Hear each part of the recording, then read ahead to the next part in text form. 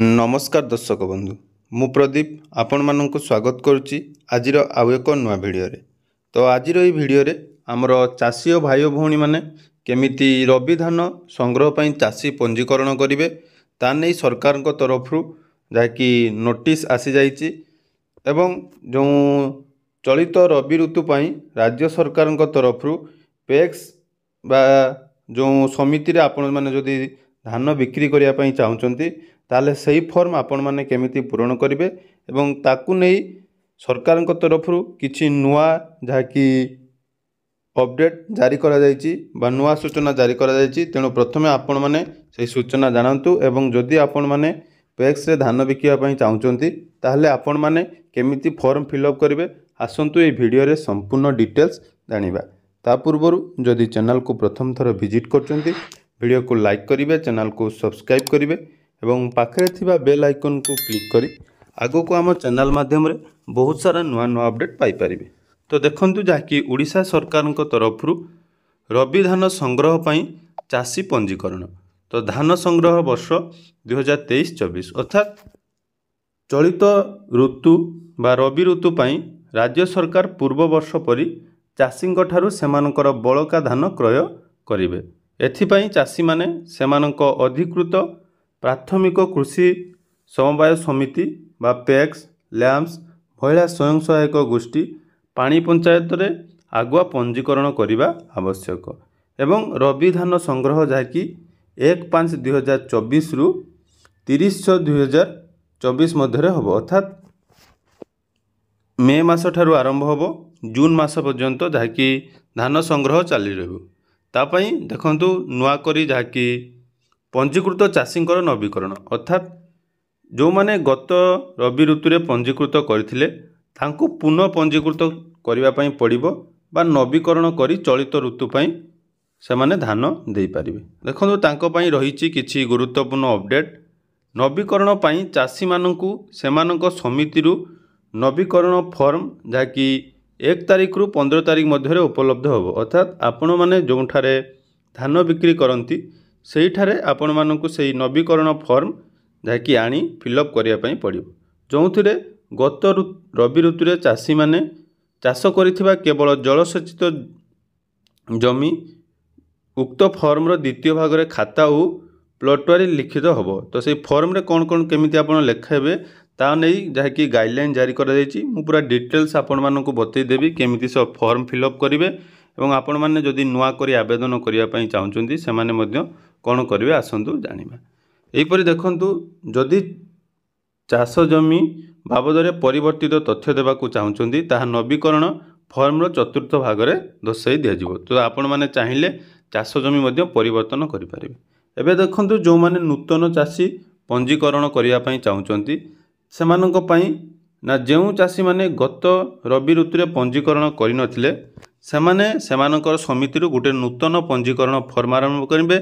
यह विभाग वेबसाइट जहाँकि रही www.fordodisha.in उपलब्ध से नुआ फॉर्म रे समस्त व्यक्तिगत तथ्य सह जलसेचित जमी संक्रांतीय खाता और प्लॉटर विवरण देव अर्थात जो मैंने नुआ करी मध्य आवेदन करने चाहूँगी ताहले सेमानंकु मध्य एठारे फॉर्म आपण केमिति फिलअप करेंगे आसंतु वीडियो रे डिटेल्स जानिनबा। एवं चाषी मानकर जो दायित्व रही आपण माने निहाती निज निजर पंजीकरण बा नवीकरण करने पड़ो। जदि आपण पूर्वर धान दौले वर्तमान जदि आपण माने धान देवाई इच्छुक अच्छा ताहले आपण पूर्व थरे रेजिस्ट्रेशन करथिले मध्य पुणी थरे आपण को रेजिस्ट्रेशन करने पड़ो। तो से रेजिस्ट्रेशन समय रे आपण मानकर जहाँकि चाषी मानकु अनुरोध सेमाने सेमानक नूतन पंजीकरण फॉर्म सहित आधार कार्ड नकल बैंक पासबुक प्रथम पृष्ठार नकल दाखल होइतिबा नूतन जमी विवरणीर आरओआर नकल एवं जदि भाग चाषी होइथांती तेबे संपृक्त जमी मालिकंक सहमति पत्र आधार मोबाइल नंबर प्रदान करिवे। तेणु जमी मालिकंक आधार कार्ड नकल मध्य प्रदान करिबा हेबे। तो जो माने भाग चाषी सेमानंको मध्य एही सब डॉक्यूमेंट आवश्यकता रही एवं जहाँकि गुरुत्वपूर्ण अपडेट रही पंजीकरण नवीकरण फॉर्म पूरण करी चाषी माने समिति कार्यालय रे जहाँकि 20 तारिख मध्य सबमिट करेंगे। तो 20 तारिख मध्य आपण मानक सबमिट करने पड़ो जदि आपण मैंने धान देवाई इच्छुक अच्छा। से देखंतु रबी चाष करा प्लॉटवारी जमी विवरणी बाबद सत्य एवं वास्तव तथ्य प्रदान करंतु। कारण आपण मैंने जानिथिबे वर्तमान सैटेलाइट सर्वे माध्यम आपण जो जमीर डिटेल्स देबे ता आपण फिलअप करेंगे। एबे आसतु से फॉर्म को आपण मैंने केमिति फिलअप करेंगे ये वीडियो रे डिटेल्स जानिबा। देखंतु ये फॉर्मटा रही जहाँकि रजिस्ट्रेशन फॉर्म ऑफ 23-24। तो ये फॉर्म आपण मैंने केमिति डाउनलोड करेंगे देखो मु डिस्क्रिप्शन में आम टेलीग्राम चैनल लिंक देदेवी आपण मैंने सेठारु जाइए यहीटा डाउनलोड करेंगे। तो देखो प्रथम रही चाषी बरणी। तो चाषी बरणी में आपण प्रथम आपण जिला नाम लिखिए, जिला पर तहसील, तहसील पर ब्लॉक बा सहरांचल, तापर पंचायत, तापर ग्राम बा प्लॉट नंबर ग्राम नाम लिखिए, आप निज ग्राम नाम लिखिए, तापर रही जहाँकि 6 नंबर पिनकोड लिखिए। तापर देखु 7 नंबर आपण मानकर नाम लिखिए, तापर 8 नंबर आपण बापांकर नाम, परिवार सदस्य संख्या केते, तापर संपर्कीय नाम एठार लिखिए, आपणकर बापांक नाम लिखिए। तापर देखो ये मोबाइल नंबर निहाती देइथुवा दरकार, कारण मोबाइल नंबर आपण जो मोबाइल नंबर रजिस्ट्रेशन करेंगे से मोबाइल नंबर आपणकर जाकि ओटीपी आम धान दबा समय ओटीपी एवं मेसेज पाइपर।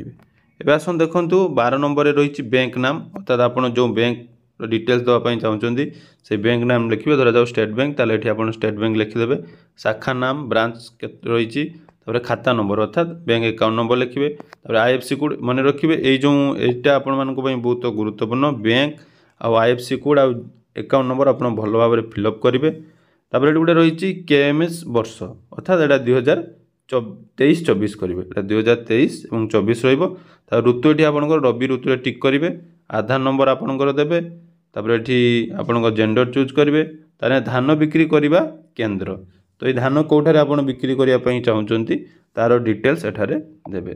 तापर देखो लिप नंबर बा इलेक्ट्रिक कंज्यूमर नंबर यहाँ कौटू आणवे ना जो आपण धान जो चाष कर जेहेतु रबी ऋतु लिफ्ट बा बोरवेल मध्यम आपणकर धान चाष होता है, तेणु से बोरवेल आपण मान जहाँ अंडर काम कर धान चाष कर इलेक्ट्रिक कंज्यूमर नंबर आणवे। तापर देखो रही एठारे चाष होता जमीर विवरणी। तो प्रथम आपण तहसील नाम लिखिए, रेवेन्यू सर्किल नाम लिखिए, तापर जो एटा चाष जमी आप जो चाष जमीर खाता नंबर देवाई चाहते तो खाता नंबर दे पारे, तापर प्लॉट नंबर एठारे प्लॉट नंबर फिलअप करेंगे, तापर जमी मालिकों नाम, तो जेहेतु जदि आपण नाम अच्छी ताने आपण नाम बा नले बापांक नाम थे जहाँ ना थे लिखिए, सहित आपण संपर्क। तो जदि आप भाग चाषी नुहति ताले एठारे कौन फिलअप कर आवश्यकता नहीं, डायरेक्ट आप एठाकू पलि आसबे। एठार जो देखुदी जमीर परिमाण पट्टा अनुसार लिखिए केते परसेंट रही, तापर चाष केते जमी होईची एमती सब लिखिए, तापर किसम रही कौन किसमर धान होईची, तापर रही जल उत्स से लिफ्ट बा केनाल आप लिफ्ट लिखिए, जेहेतु ये आपन डिटेल्स सब फिलअप करेंगे जतटी आप दरकार अच्छी बहुत सारा रही आप फिलअप कर सारापर। देखो ये रही ये आपको कौन कर किसी काम ना, ये आप फिलअप करेंगे। तापर देखु ये जो रही है अतिरिक्त फॉर्म, जदि आपंकर से फॉर्म फिलअप हो गला ताले ये फॉर्म आप सांगे फिलअप करेंगे। या छाड़ा आपको डॉक्यूमेंट जहाँ कि रही आधार कार्ड आउ बैंक पासबुक प्रथम पृष्ठा जेरक्स एवं आपणकर पट्टा। तो पट्टा आप ऑनलाइन भूलेखरू डाउनलोड करेंगे।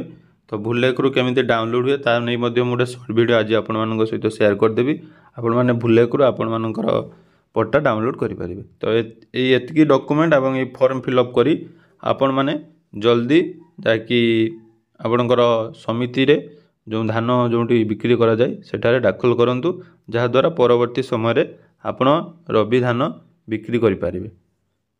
धन्यवाद।